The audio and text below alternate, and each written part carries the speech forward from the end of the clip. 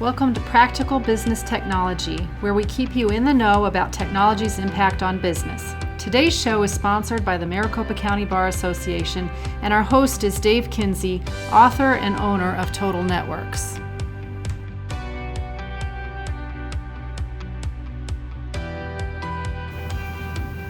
Hi, I'm Stephanie. And I'm Dave.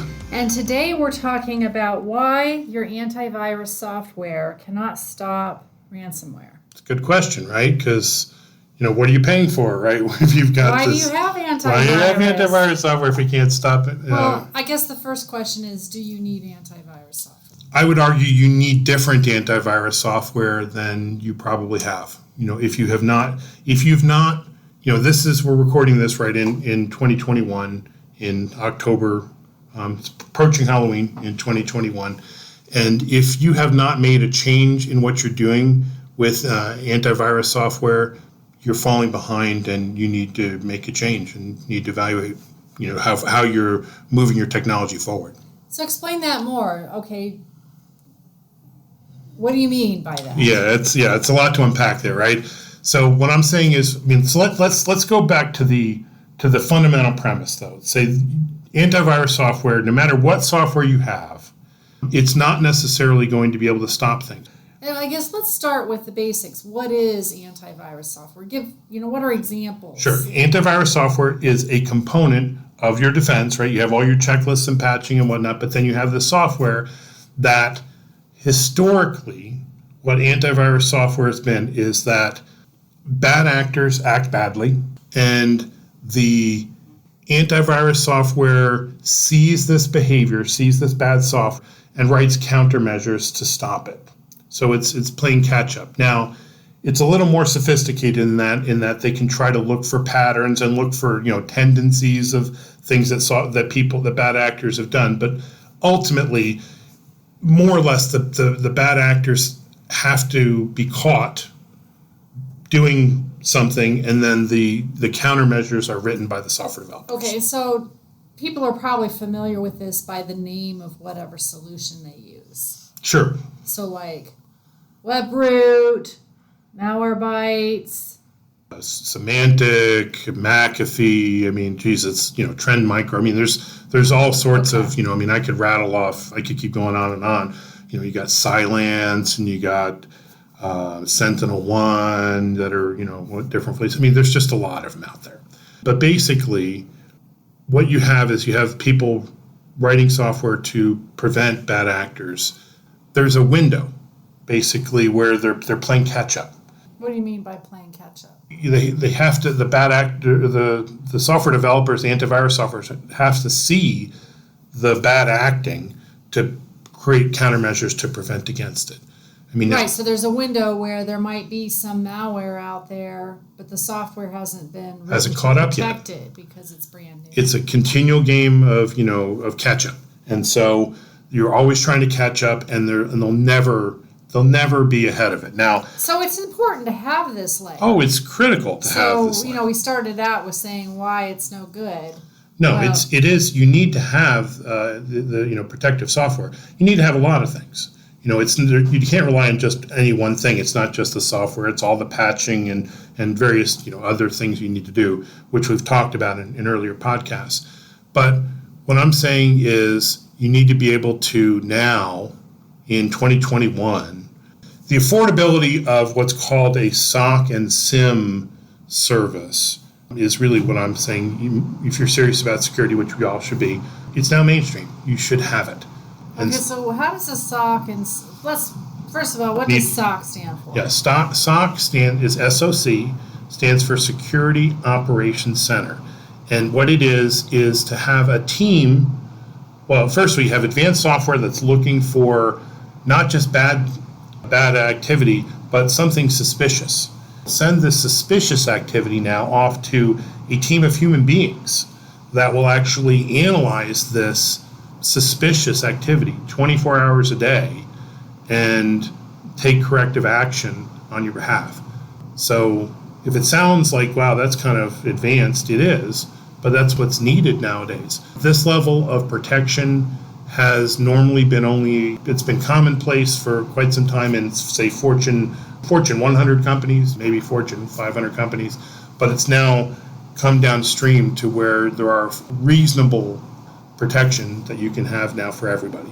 Okay, so Security Operations Center is a team of people reviewing the activity of everything going through your network and looking for things that maybe the anti-malware, antivirus software didn't catch. How about, you also use a word SIEM. Yeah, that's SEIM, which stands for Security Event Information Management. And this works together with the SOC. This is one of the things that bad actors do. If they break into your network, they tend to cover their tracks. And so they will purge system logs, which the security team needs to see and you need to be able to have. You need to be able to preserve this to be able to defend. And so what it does is it changes it so that when you have all the system logging information, which all systems will log certain information, it will ship it off immediately off-site to your security operations team where they're preserving all this system logging information. So is a SIEM a type of software that you're adding to your system on top of your antivirus software to make sure that those logs get preserved? Correct. And the way I look at it is, this is why I'm saying if you're just using your old antivirus software, it's not cutting it anymore. The bad actors have here, especially if you look at 2021, it's just they've been going on a tear doing bad things, cryptocurrency fueled bad things, and we need to stop them. And the only way really that's an effective layer now, is to have this SOC SIEM service, which is more expensive than your traditional antivirus because it's more labor intensive. It's more sophisticated software, and it's more labor intensive in that you actually have people looking at and responding to things 24 hours a day. But it's what you need today. But what if I'm a small business? Why would someone try to hack into my system? The problem is they're going to. We found that there are more small businesses that get attacked than large businesses just because there's more of them. And so unless you don't care about your data and you don't care if it takes a really long time to recover from a ransomware attack, this is something that every small business or medium business should care about. Yeah, 2 or 3 years ago, I would not have said this because the fact of the matter is the cost. There are now options for SOC and SIEM that are more affordable and more reasonable. So the price of it has come down and the threat level has gone up to where here we are in 2021 and I'm saying you need it. If you're serious about security, it's got to be in your budget. So why has the price come down?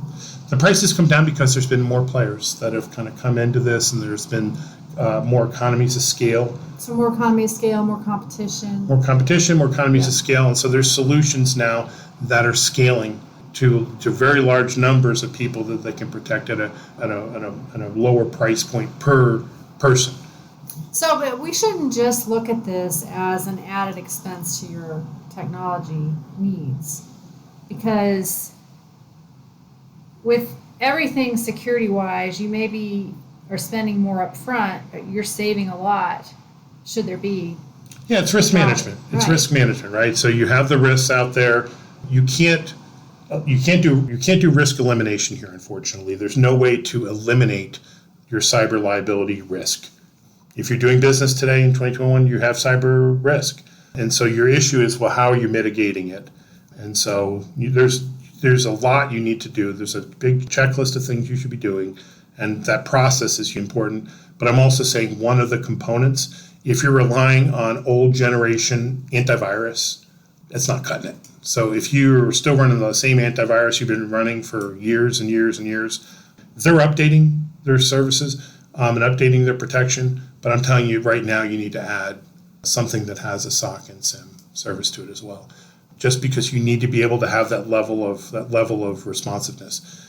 And you're seeing it from these 0-day flaws. So a 0-day flaw is when, say, a Microsoft software or some other software has flaw in it that is discovered by bad actors. They weaponize the flaw and they are deploying it in the wild before patches against them are even developed. So there's no defense. So password won't stop it. No. Multi-factor won't stop it. They will stop other things. You need those. You need strong passwords. Yes, you need multi-factor. but there are, you need all these layers because there's different ways that the bad actors can get in. Yeah. And some of the ways are only protected by the SOC team looking out for you. This is the case where basically you can do everything right, but still get burned. People have kind of resigned themselves to it's not a matter of if I'm going to have a breach or have something happen. It's a matter of when. And I'm saying, yeah, that's true. You're in this thing here. Now, that doesn't absolve you from the responsibility to do everything right, because you don't want to be, if you're Swiss cheese for everything else and now you add this layer in there, now you have some decent defense by adding it, but you need to fix all the other stuff too, because this won't stop.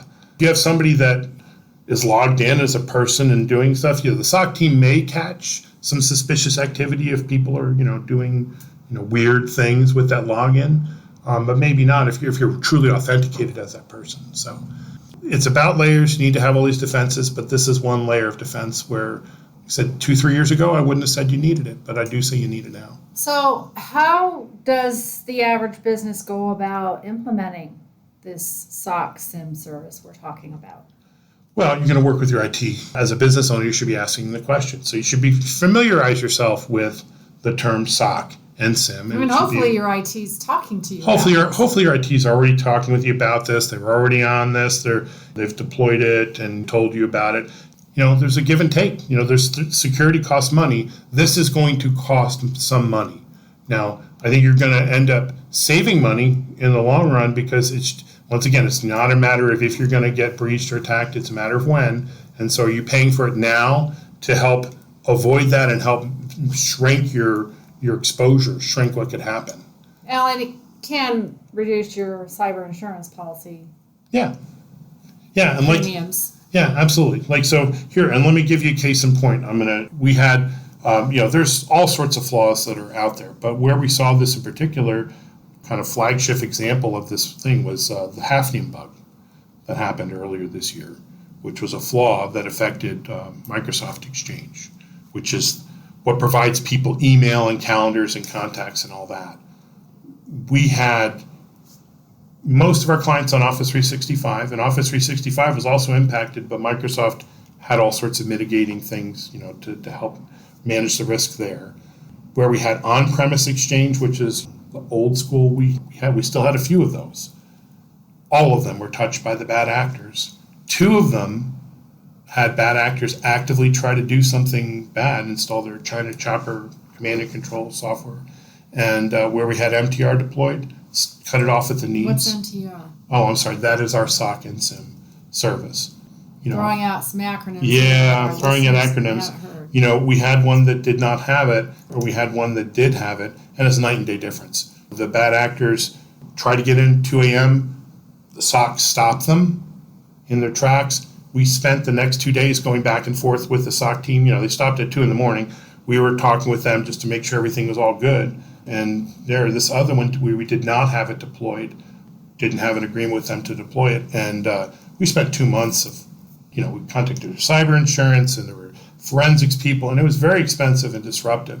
And really at that point in time, we had been deploying the SOC and SIEM service for our clients for a while. We made the determination earlier this year that it's required. It's not an optional thing. And so we're making sure all our clients have it now. And so this is an example of when you're having this discussion with your IT, are you making the investments to move your security forward?